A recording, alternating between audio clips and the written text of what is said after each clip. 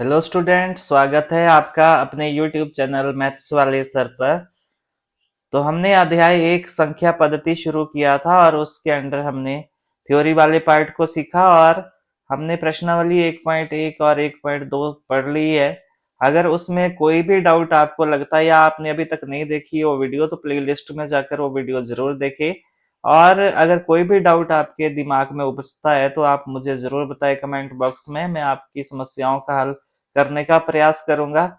और आज जो हमने शुरू करना है वो प्रश्न नंबर 2 से शुरू करना है। प्रश्नावली 1.3 के अंडर है।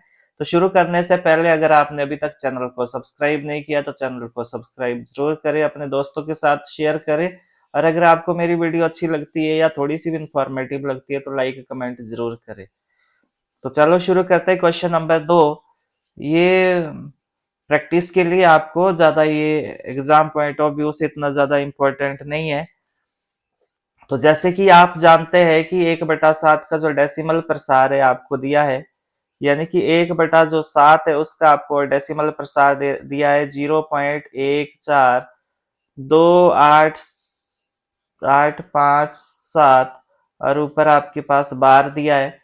इसी तरह वास्तव में लंबा भाग दिए बिना क्या आप यह बता सकते हैं कि 2/7, 3/4, 7, 4/7, 5/7, 6/7 के दशमलव प्रसार क्या है? यदि हाँ तो यह कैसे? तो 1/7 का आपको ऑलरेडी दिया है तो इसी को रेफरेंस मानेंगे आप। अगला 2/7 जो है आपके पास, इसको मैं क्या लिख सकता हूँ? 2 गुणा 1/7 लिख सकता हूँ। तो बिल्कुल लिख सकता हूँ क्योंकि 2 गुणा 1/7 जब लिखेंगे हम इसको तो देखो अंश को अंश के साथ गुणा करने पे 2/7 ये पुनः प्राप्त हो रहा है आपको।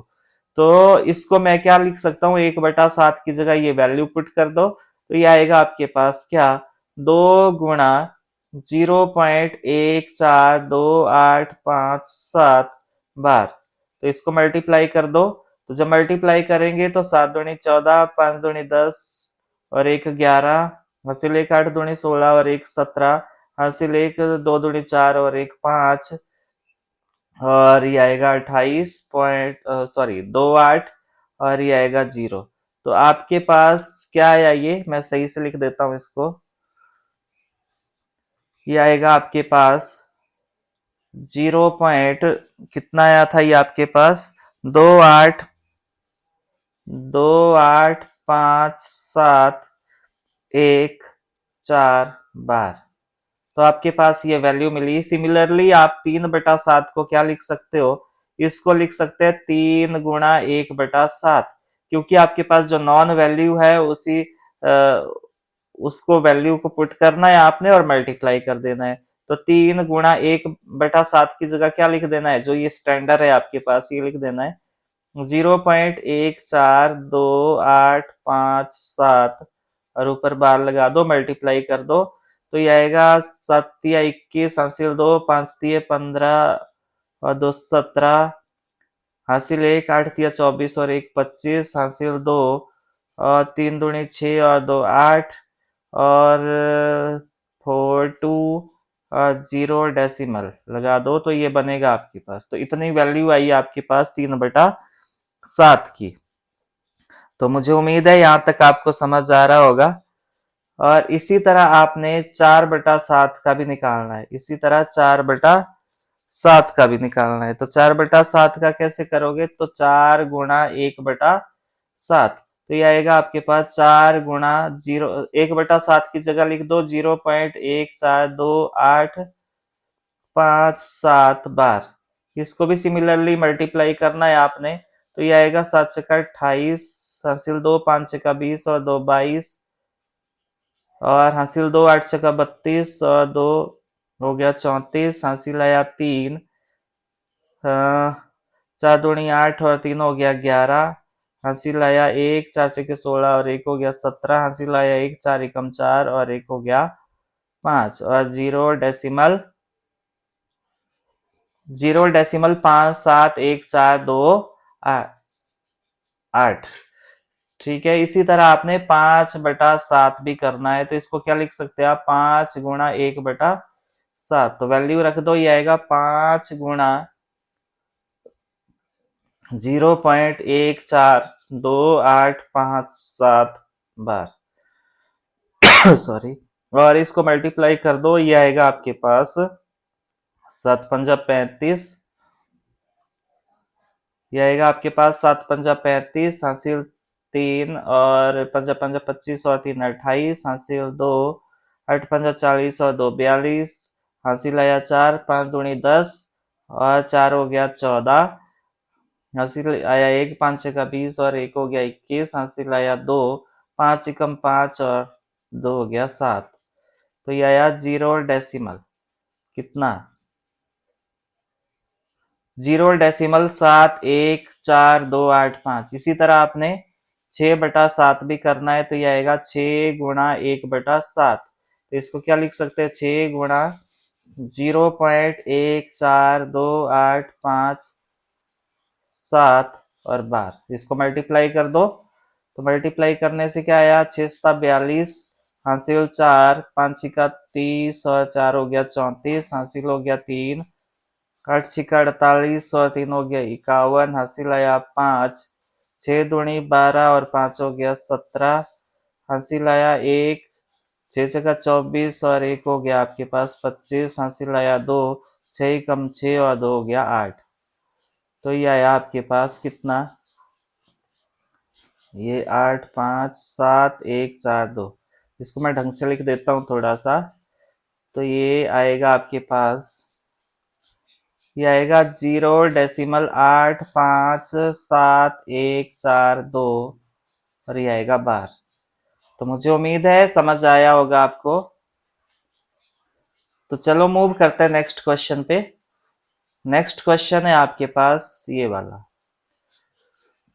निम्नलिखित को P/Q के रूप में व्यक्त कीजिए जहां P और Q पूर्णांक है और Q ≠ 0 है।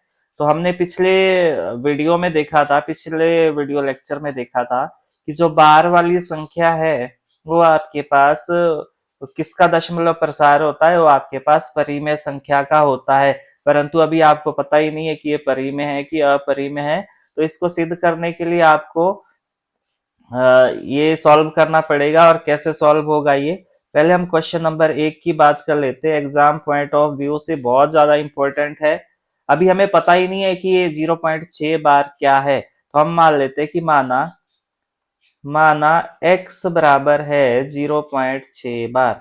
बार का मतलब है कि ये संख्या आपके पास बहुत बार रिपीट हो रही है। तो इसको मैं क्या लिख सकता हूँ, 0.6666, 4-5 बार लिख दो और आगे ऐसे से डॉट लगा दो। ये इसको नाम दे दो समीकरण 1। अब आपने करना क्या है कि कैसे इसको एक परिमेय संख्या बनाया जाए, P/Q के रूप में लाया जाए। तो आपने यहाँ पे देखा कि यहाँ पे कितने अंक के ऊपर बार है, तो यहाँ पे 1 अंक के ऊपर बार है। तो इसका मतलब आप क्या करोगे, जो समीकरण 1 आई है आपके पास, वो उसको आपने 10 से मल्टीप्लाई करना है। जितने अंक के ऊपर बार होगा उतने ही से आप मल्टीप्लाई करोगे इस समीकरण 1 को। माना 1 के ऊपर बार है तो 10 से, 2 के ऊपर बार है तो 100 से, और 3 के ऊपर बार है तो 1000 से मल्टीप्लाई करेंगे। तो मैंने आपको बताया कि पहला स्टेप है कि जो आपके पास ये संख्या दी है उसको x के बराबर पुट कर दो, और उसके बाद क्या करना है आपने, इस बार को हटा देना है और बार बार लिखना है संख्या को। डेसिमल के बाद 5-6 अंक लिख दो, आप 4-5 बार लिख दो। मतलब यहाँ पे अंक जो है वो 5-6 बार लिख दो इसको। और फिर उसके बाद दूसरे स्टेप में आपने उस उतने अंक से गुणा करना है जितने से आपके पास, मतलब 10 से गुणा करोगे अगर 1 के ऊपर बार होगा, 2 के ऊपर बार होगा तो 100 से, 3 के ऊपर बार होगा तो 1000 से। तो अब यहाँ पे क्या लिखोगे आप, समीकरण 1 को 10 से गुणा करने पर, गुणा कर, ध्यान से देखना है आपने और बार बार अपनी रफ कॉपी पे लिख लिख के अभ्यास करना है। तो जब गुणा करोगे तो 10 गुणा x बराबर है 0.666। ये जितनी मर्जी बार लिखो आपके ऊपर रहेगा, ये आपके ऊपर रहेगा डिपेंड, परंतु 4 अंक तो कम से कम आपने लिखने हैं। तो जब यहाँ 10 से गुणा करोगे तो ये 10x हो जाएगा, और यहाँ गुणा करोगे तो डेसिमल 1 अंक आगे खिसकेगा अगर 10 से गुणा हो रहा है। 100 से गुणा होगा तो डेसिमल 2 अंक आगे खिसकेगा, और अगर 1000 से गुणा होगा तो डेसिमल 3 अंक आगे खिसकेगा। तो यहाँ डेसिमल जो ये वाला डेसिमल है वो यहाँ चला जाएगा यहाँ पे, तो ये बन जाएगा 6.6666, आगे डॉट डॉट लगा दो और इसको नाम दे दो समीकरण 2। अब आपने क्या करना है, समीकरण तीसरे स्टेप में समीकरण 2 में से समीकरण 1 घटाने पर, ये घटा देनी है आपने, घटाने पर तो क्या मिला आपको, पहले ऊपर समीकरण 2 लिखो, 10x बराबर है 6.666 और आगे डॉट डॉट लगा दो, फिर दूसरी समय पहली वाली लिख दो, यह आएगा 0.6666, आगे डॉट डॉट लगा दो, इसको आपने घटाना है और यहाँ पे घटा दिया जब, तो 10x में से एक x चला गया तो 9x बचा, बराबर है 6 में से 0 चला गया, ये तो सारे 0 हो गया आपके पास, तो यहाँ पे बचेगा 6.00, यानी कि आपके पास ये 9x क्या आया, इक्वल टू 6 आया। तो x क्या है आपके पास, 6/9। तो यानी कि आप इसको काट सकते हो, अगर काटना है 3 से कटेगा, 3 दूनी 6 और 3 तिये 9, तो आपके पास क्या मिला, ये 2/3। तो x क्या माना था आपने, x माना था आपने 0.6 बार, जो किसके बराबर आ गया आपके पास, 2/3, जो किस फॉर्म में आ गया आपके पास, P/Q की फॉर्म में आ गया, और Q नॉट इक्वल टू 0। अतः सिद्ध होता है, यहाँ पे अब क्या लिखना है आपने, अतः सिद्ध होता है, अतः सिद्ध होता है कि 0.6 बार एक परिमेय संख्या है, एक परिमेय संख्या है। मुझे उम्मीद है यहाँ तक आपको समझ आया होगा। इसमें अगर कोई भी डाउट आपको लगता है तो बार बार मुझे आप पूछ सकते हैं, एनी टाइम 24/7, जब भी आपका मन करे, कोई भी डाउट है तो आप मुझे जरूर पूछे, मैं आपके कमेंट में आपने बताना जरूर है, मैं आपकी समस्याओं का निदान जरूर करूंगा। तो मैं यहाँ पे दोबारा रिपीट कर देता हूँ कि हमने किया क्या है, कि यहाँ पे जैसे बार था तो हमें ये अभी तक पता नहीं है कि ये संख्या है क्या, तो हम इसके ऊपर क्या कर लेंगे, इसको x कंसीडर कर लेंगे, इसको x के बराबर मान लेंगे और बार हटा के इस संख्या को बार बार लिखेंगे। डेसिमल के बाद आपने 5 अंक लिख देने हैं, जैसे मैंने यहाँ पे 6 कितनी बार लिखा है, 5 बार लिखा है, ये आपके ऊपर डिपेंड रहेगा। तो इसको नाम दिया आपने समीकरण 1। तो अब दूसरे स्टेप में आपने मल्टीप्लाई करना इस समीकरण 1 को, और किससे मल्टीप्लाई करोगे, अगर 1 के ऊपर बार है तो 10 से, 2 के ऊपर बार है तो 100 से, 3 के ऊपर बार है तो 1000 से मल्टीप्लाई करोगे और आपके पास वो समीकरण मिल जाएगा दूसरा। तो 2 में से 1 घटा देना है, और जब घटाओगे तो आपके पास एक परिमेय संख्या मिल जाएगी। तो मुझे उम्मीद है यहाँ तक आपको कोई डाउट नहीं होगा, अगर होगा भी तो आप मुझे जरूर बताएं, फिर हम उस डाउट्स को सॉल्व करने का प्रयास करेंगे। तो नेक्स्ट क्वेश्चन जो है उसको मैं अगले पेज पे करता हूँ, वो है आपके पास 0.47 बार। ये दूसरा क्वेश्चन है आपके पास, 0.47 बार, सिर्फ 7 के ऊपर बार है। तो मैंने क्या बोला था, इसको हमें पता नहीं अभी कि क्या है ये 0.47 बार, तो हम इसको x के बराबर कंसीडर कर लेंगे। तो हमने मान लिया कि ये x बराबर है 0.47 बार। अब आपने क्या करना है, इसको बार बार लिखना है, किसको, 7 को बार बार लिखना है। तो लगभग 3 4 5 बार लिख दो, तो ये हो गया आपके पास, और ये हो गया समीकरण 1। क्योंकि अब आपने बार हटा के बार बार लिख दिया और डॉट डॉट लगा दिया, मतलब ये 7 बार बार है आपके पास, तो ये आ गई समीकरण 1। तो आपने देखा कि कितने अंक के ऊपर बार है, 1 के ऊपर बार है, तो हम क्या करेंगे, 10 से गुणा करेंगे। तो यहाँ पे लिखोगे आप समीकरण 1 को 10 से गुणा करने पर, 10 से गुणा करने पर, 10 से गुणा करेंगे तो डेसिमल एक अंक आगे किसका आना है आपने, 10 गुणा, यह आएगा x बराबर है 0.4777 और आगे तक, और ये यहाँ पहले यहाँ गुणा होगा x के साथ तो ये 10x हो गया, यहाँ गुणा होगा तो डेसिमल एक अंक आगे खिसक जाएगा, तो ये बन जाएगा 4.777 7 और ये आगे तक, और इसको नाम दे दो समीकरण 2। अब आपने क्या करना है, समीकरण 2 में से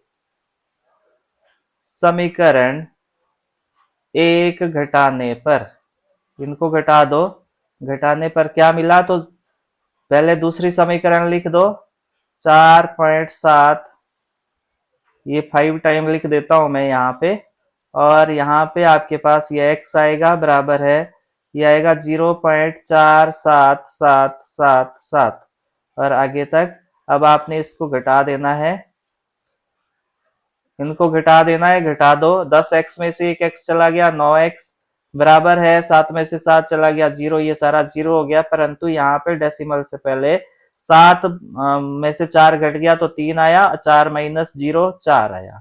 तो आपके पास 9x किसके बराबर आया, 4.3 के बराबर आया। तो सबसे पहले हम इसका डेसिमल हटाएंगे, 9x बराबर है 4.3।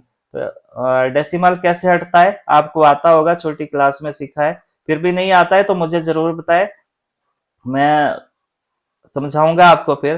तो जस्ट सिंपल कंसेप्ट है कि डेसिमल के बाद अगर एक अंक है तो बटे में 10 आएगा। तो चलो अब ये जो 9 है ये कहाँ जाएगा, यहाँ पे 43 के बटे में जाएगा, और 43 बन जाएगा यहाँ पे, और ये बन जाएगा 9 गुणा 10। तो x क्या है आपके पास, 43 बटा 90। तो x क्या माना था आपने, ये 0.47 बार माना था। तो अभी तक आपको पता ही नहीं था कि 0.47 बार क्या है, परंतु जब इसको आपने सॉल्व किया तो क्या आया, 43/90, जो कि आपके पास क्या है, जो कि P बटा Q के रूप में है, और Q नॉट इक्वल टू 0 है। अतः यह एक परिमेय संख्या है, परिमेय संख्या है। तो मुझे उम्मीद है यहां तक आपको समझ आया होगा। तो अगर आपको मेरी वीडियो अच्छी लगती है तो अपने दोस्तों के साथ शेयर जरूर करें और लाइक और कमेंट जरूर करें, इससे मुझे मोटिवेशन मिलेगा और मुझे ये पता चलेगा कि आपको मेरी वीडियो या मेरा पढ़ाया हुआ कितना समझ आता है। तो मूव करते हैं नेक्स्ट क्वेश्चन पे। नेक्स्ट क्वेश्चन है आपके पास क्वेश्चन नंबर 3, और ये आपके पास 0.001 और ये बार है। तो हमने वही काम करना है कि माना ये क्या है, x बराबर है 0.001 बार। तो इसको बार बार रिपीट कर रहा है, ये 001 यूनिट जो है, तो इसको बार को हटा के बार बार लिखो, 001 001 001 और आगे तक, और इसको नाम दे दो समीकरण 1। और आपने देखा कि 3 अंक के ऊपर बार है, तो हम किससे मल्टीप्लाई करेंगे समीकरण 1 को, समीकरण 1 को 1000 से गुणा करने पर, तो गुणा कर दो, तो यह आएगा 1000 मल्टीप्लाई बाय x बराबर है 0.001 और ये ऐसे। तो मल्टीप्लाई करोगे 1000 को x से करेंगे तो ये 1000x हो जाएगा, और यहां करेंगे तो डेसिमल 3 अंक आगे खिसक जाएगा, 1 1 2 3, तो यहां चला जाएगा, तो ये बनेगा 1.001 और आगे तक, और ये बन गई आपके पास समीकरण 2। तो यहाँ पे लिखोगे आप समीकरण 2 में से समीकरण 1 घटाने पर, समीकरण 1 घटाने पर, इजी कंसेप्ट है, एक ही कंसेप्ट इसमें अप्लाई होता है। 1000x बराबर है 1.001 और ये आगे तक, और यहाँ पे x बराबर है 0.001 और घटा दो इसको। जब आप इसको घटाओगे तो ये आपके पास बन जाएगा 999x, और ये बन जाएगा, सारा 0 हो गया और यहाँ पे बचा 1। तो यानी कि आपके पास 999x किसके बराबर आया, 1 के बराबर आया। 999x का मतलब है 999 गुणा x, और ये 999 चला जाएगा किसके बटे में, 1 के बटे में। तो x क्या माना था आपने? x माना था आपने 0.001, जो हमें पता ही नहीं था। अब ये बटे के रूप में आ गया, जो किस फॉर्म में आ गया आपके पास? p अपॉन q के फॉर्म में आ गया। और q क्या है यहाँ पे? 999 है, मतलब वो 0 के बराबर नहीं है। तो यहाँ पे लिखोगे जो कि